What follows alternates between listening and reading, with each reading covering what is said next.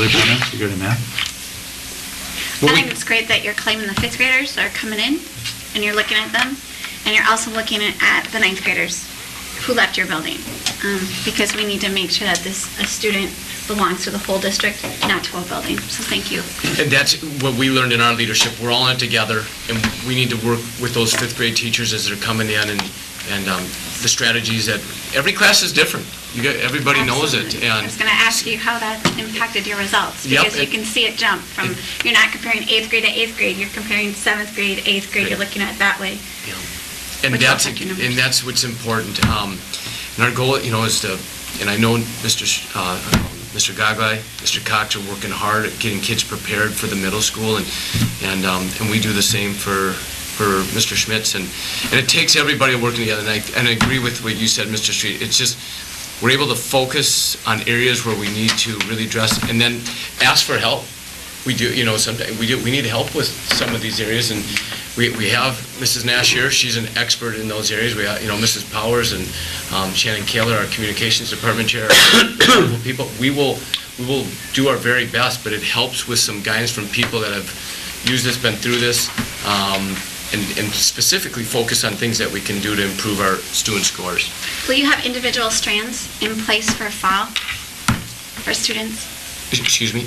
Will you have individual students and their strands where they're low? Will you be able to have that in place by fall? That depends on when we get the test results back, right? Yeah, and that may be late. That's the problem with some of the testing. Matthew, Not online though, isn't it, like next day? Not the reading test scores will not be. Yeah, they will. Not reading, but math. Math would be, yes. Yes. So absolutely, and then you can look at each student, and you can look at those with the strands. And that's a high goal. Yep. But looking at our population and our needs and how many kids need help, knowing what they individually need, I think would be very helpful. But I understand it's very aggressive. No. And some of the things, we didn't need to wait around to know that we had areas we had to work on. We have, power hour after school. We're talking about the power of ICU at the middle school. It's a book that's out there talking about accepting no late assignments, 0. There's some important things that we have going on. We have credit recovery after school, and we had some things in the past, with interventionists, specific people when we had the money from the government that helped, we believe. I mean, I think the test scores show that.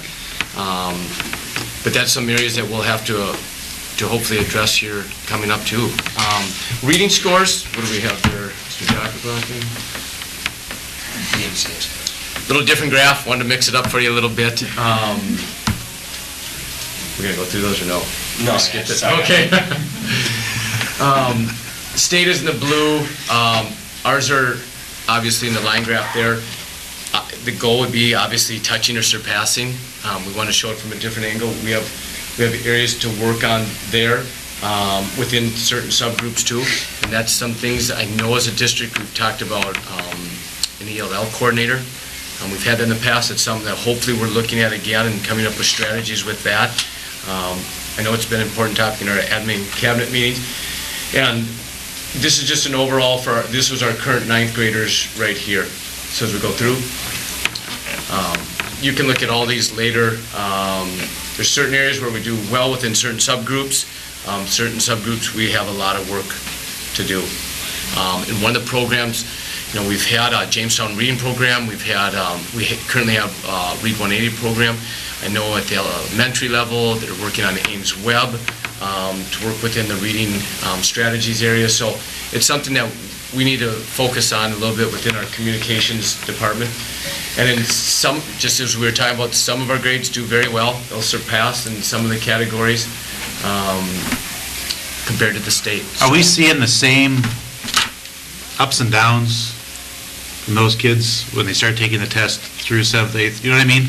Is there consistent, or is times they're high and then the same group? Depends on the test at times. I think 2 years ago they renormed that test, so you'll see a peak and you'll see it come down again. A great question. Our goal is to be within that state range of what are they, when we look at how did the students in the state improve or not improve, are we following that? And in math, we showed that we were making greater gains. In communications, reading, we're right there too. As you can see, as they dip down, so do we within certain subgroups in those areas. So it's a great question, and you'll see the graph will pretty much flow the same. I mean, so I can see it easily. Hispanic 2010 is at 44%, or 44, whatever, if that's percentages, I'm assuming. Yep. When they were in 5th grade, was that same population at that same number, or were they lower? I mean, are we making progress, is what I'm saying, throughout elementary, through the middle school, or are they staying somewhat stagnant or flat? Shannon, can you answer that one? We have not looked at that like you were asking. We have the MCA's results, and to do a group versus group as that same group went along, we did not break it down into a chart. So Okay. I cannot. We did do that during one of our school board and administration retreats to look at 6th grade, what did those kids do in 6th grade, what do they do in 7th grade, what do they do in 8th grade. Because if you just look from grade to grade, we know that one class can be strong and the next class may not be as strong. But I really... Do you remember how that panned out? I mean, was it fairly flat? It wasn't very favorable. So that means But you have to falling. look at what you were looking at. What group were you looking at? What Right. grade were you looking at? Yeah. What subject you were looking at? But I just know that there was a lot of ahas that were going on in that one chart when we looked at what did the same group of students do as they aged through our system. Right. And I don't remember And percentages or anything. last year, I thought the state did a wonderful job in that students could take that math test 3 times, and you took the highest score. And for kids, it gives them a chance not to feel the stress of just one test. It isn't just, obviously, or preferably, the highest score would be the last one. That's not always the case, though. Just, you can have an off morning, an off day, or just not feeling well. That's why when we were given the option for kids, we took that. Some schools did not. Of course, we want to give kids the most opportunities that they can to do the very best that they can. So some years you might see, right, within the math, the trickle up because they were able to do that test 3 times, but that wasn't the case in the reading. So some of our findings that when we met as a staff, our current 6th grade achievement gaps are consistently larger in the subgroup special ed. Once again, with reading similar to math, we have some work to do there. The comprehension consistently decreased in 6th and 8th. Kind of you're saying our 7th grade increased. Literature increased in all subgroups year to year, except for in the black and the ELL categories. And doesn't the test get exponentially more difficult? So, 6th grade that has this level, in order to get the same score, you have to actually perform this much better, not just equal to equal growth. And I learned that with from the elementary principals is a score last year, let's say of a 475 would be equivalent to a 562 possibly. So you're exactly right. The test seems to get much more difficult. So. And that's why I think looking at it from the student body, like the class of 2019, would help you because that test gets progressively harder and would help you set goals that we might be able to accomplish better because that test is moving on you.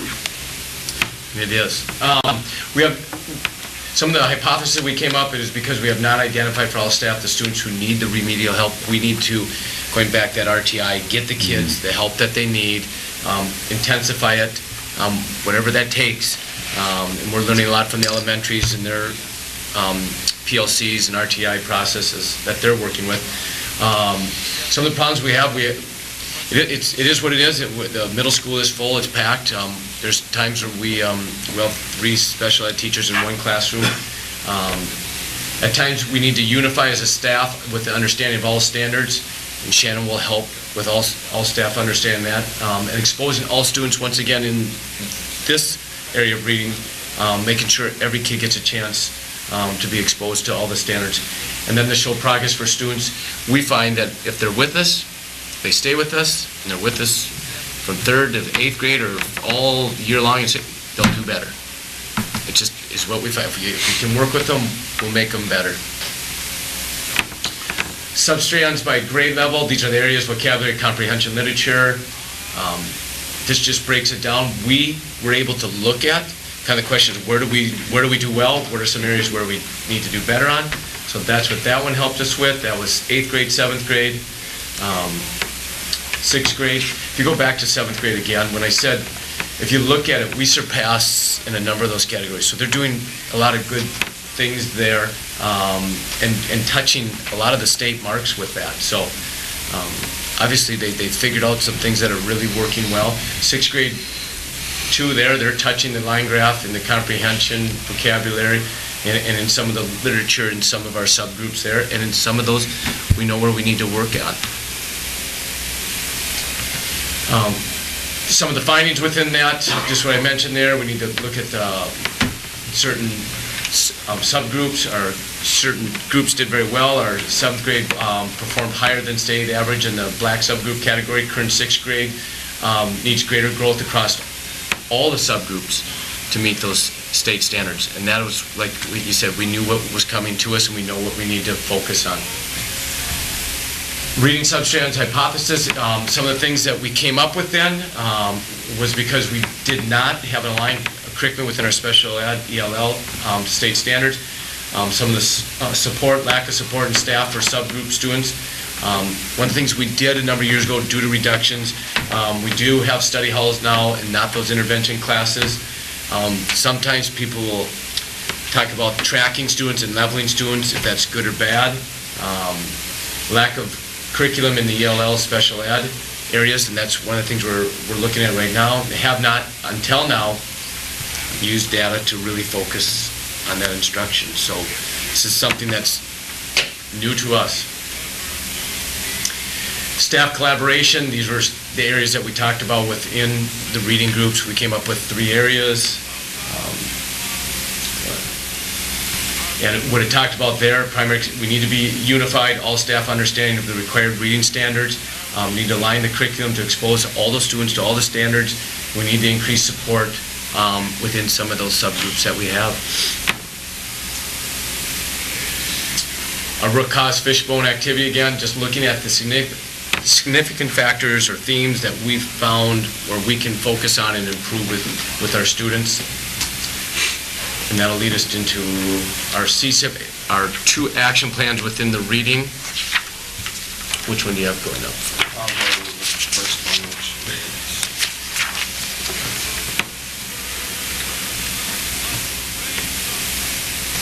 identify, prioritize, and implement 5 most important reading standards aligned with the state assessment. Good job. Yeah, just read it for me. So identify, prioritize, and implement. And working with Mrs. Nash, we always talk about what is important coming in that they need to know and what's important when they leave us. So really aligning to the standards within the state assessment. So the people, again, that are going to be accountable, everybody is going to be accountable for that, but the communications department, we're going to really focus within the special ed and ELL representatives, and instructional coach hopefully will help address, align some of those missions that we have there for focusing on improving. And once again, we put the timelines, and we're starting mid-May on this, and we took that June 7th date, and we're gonna use that, and then address some of the things quarterly throughout the year in reviewing, and then revisit it in June again. So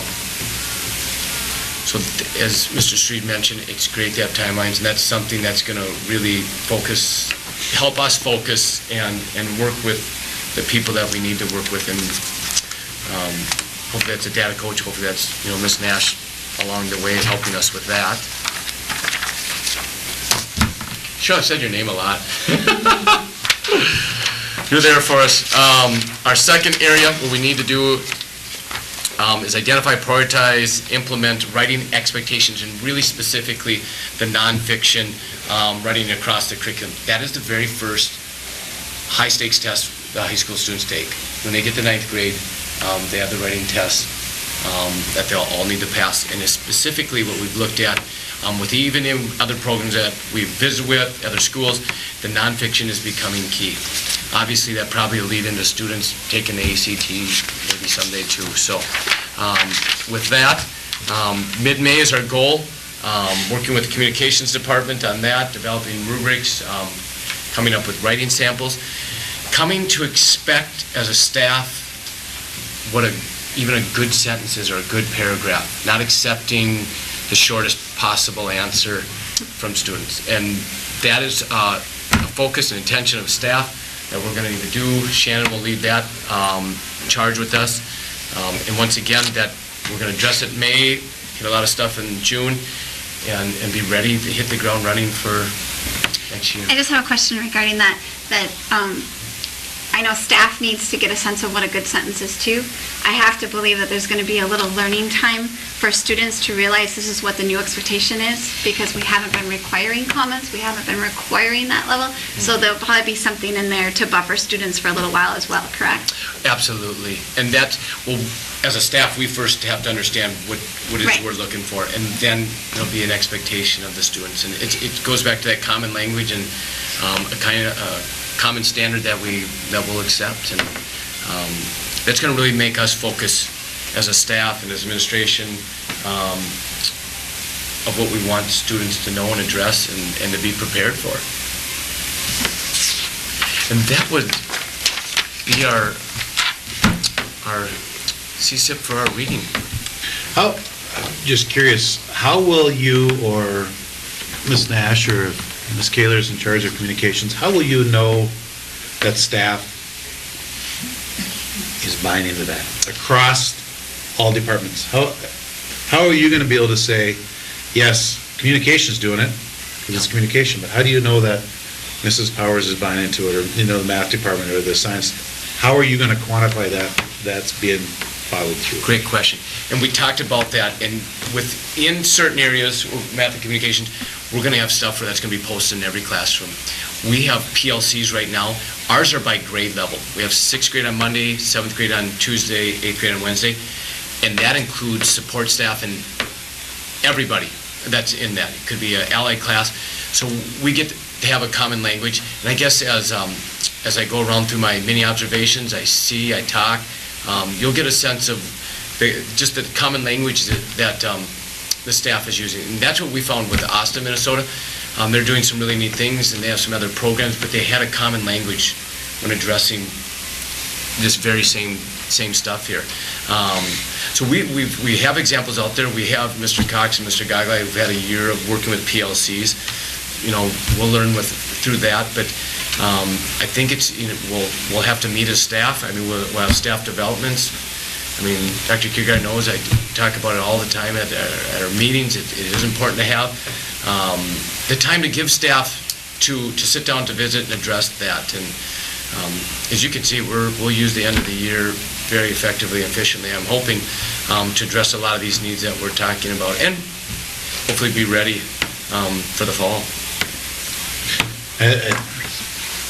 I think it's great that we are looking at, yes, our elementary schools had some struggles, but the leaps and bounds that they've made as schools and how that's affecting middle school and high school and how it's re-energized and refocused what we need to do, what we've done well, what we need to improve upon. I guess it's kind of an exciting time when we're schools. Maybe is a way of summarizing it. Next month, we'll listen to the senior high and our comprehensive school improvement plan. So, thank you for all the staff that put work into this. Yeah, combined effort of everybody, and just we really appreciate coming and sharing, and look forward to showing the improvement and growth. And we'll see all those bar graphs going up. I know. Next year. Yeah, we need a baseline where you start. Yes. Yeah. Thank you. Very good. Thank you. Okay, Dr. Kierkegaard, the district strategic planning update. There were 5 priorities that came out of our last planning session. Lifelong learning through high expectations and rigor with evaluations, constant feedback and recognition. Facilities that meet instructional needs through technology and curriculum to support 21st century learners. Aligning our curriculum vertically and horizontally to standards. 4, partnerships with our families and communities, especially at the elementary level, to ensure learning for all of our students, and system-wide restructuring of ELL. So those are our 5, we'll call them goals. Those are our 5 priorities. Now, each one of those, we completed a priority. We did chainsaw planning with a goal work plan, and The administrators filled these out. So, I guess my suggestion for you right now would be to look these over, and if you have any comments or concerns, send me an email and I'll address those. But we have attempted to take a look at what the SMART goals are. We did the action steps, we did timelines. And the thing about the way this planning works is that when we get, as an example, when we get the building facility study done, then we will do a new chainsaw plan for the next stage of that. So it will be, my hope, that it will be more flexible, so that we'll be able to not just get tied up in the one that we have right now. That we'll be able to move on and do, in a 5-year plan, we could do 15 of them.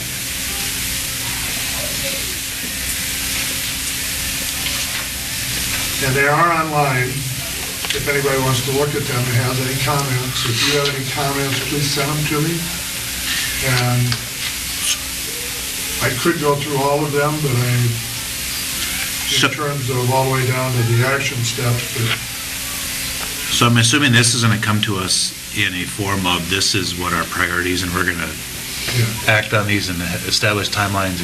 I mean, they're here, but I mean, right, but we're going to condense it down and saying, here's what, as a board, here's what you ultimately are in charge of accomplishing in the next, whatever we set timeline for the whole thing. Okay.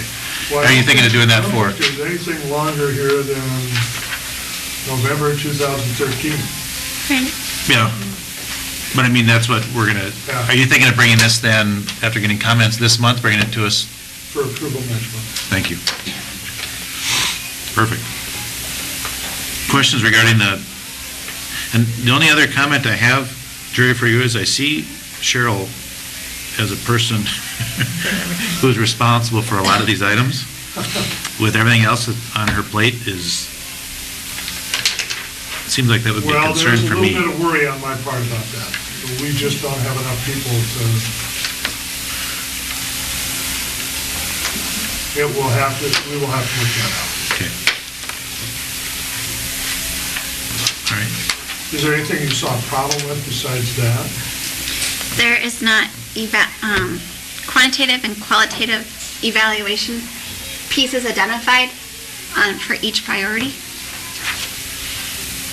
The very last box. How will we know if we're successful? Oh, and you know, they're not, there is in some of them and there isn't in others. Will that be finalized? We'll get that finalized. Okay. Yeah, that'll have to be, otherwise it won't be going through. I would assume. Okay, any other questions offhand? If not, make sure to email Jerry. And if you do email him, as far as clarification, if you could include that to everybody, so we may miss something reading it, and it's nice to hear those comments and answers as a board. Okay? Thank you. I have no public comments related to non-agenda items. Thank you for the board committee reports that are submitted. Moving along to acknowledgement of gifts and donations. Donation of $1,500 from Cardinal Pride for the tennis shed. Donation of $5,000 from American Legion, Willmar Post 167 for the DARE program.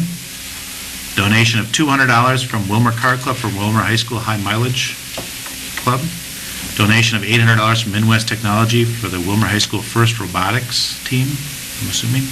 Donation of $593 from the Willmar Takedown Club to cover wrestlers' hotel stay for section tournament. Donation of $79.50 from the Willmar Takedown Club to cover cost of Cardinal Classic tournament bracketing. This is our business finance director at work, $79.50. I like it. Donation of $100 for the early childhood program from Steve and Jane Brizendine. Any other comments? About donations or in general? In general. You did talk about the board reports, but we had a gifted and talented meeting board report, and I just want to give a shout out to the middle school for looking into the U of M's talented youth mathematics program and the progress that they've made in a very short amount of time. This is something that, working with Kathy Schwantes on the University of Minnesota Extension campus, that middle school is going to be hosting an exam for 5th, 6th, and 7th graders, anyone who's very interested in math, to see whether or not they can pass that exam, to see if that is a program that would meet them. And it would help maybe deter some students who are put into acceleration, because that's the only option we have for them. We've done that a lot because we have some very highly gifted mathematical students, and looking at our elementary population, we have some coming up, including 3rd graders that are just scoring astronomically very high on the MCAs in math. And so just wanted to give a shout out to that team, because it's fantastic to test it and making it available, and then working very quickly to make that happen this spring, so possibly in the fall it could begin. Very good. Anything else? Motion to adjourn? So We are adjourned.